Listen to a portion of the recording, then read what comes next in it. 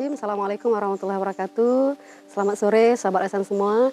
Hari ini Alhamdulillah Global Ehsan Relief Indonesia akan menyalurkan bantuan kepada salah seorang warga dari Desa Lamatu, Kedebing, Ibu Anita. Ibu Anita di sini dapat bantuan dalam program Arisan Akhirat Premium berupa kebutuhan si kecil, bayi, ada pampers, diapers, ada kebutuhan bedak dan sabun, ada biskuit bayi, ada juga baju-baju dan susu formula untuk si kecil.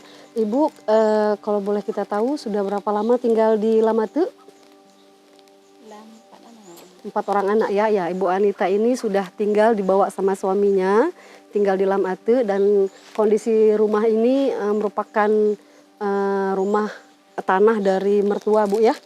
Dan ini rumah shelter, bantuan dari masyarakat yang ada di sekitar sini.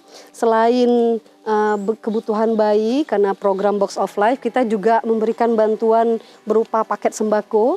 Ada 15 kg beras, ada 1 papan telur berisi 30 butir telur, ada gula ya 3 kilo, ada tepung, ada minyak goreng 2 liter, ada teh, ada mie instan 1 kotak, bisa dimanfaatkan 1 keluarga.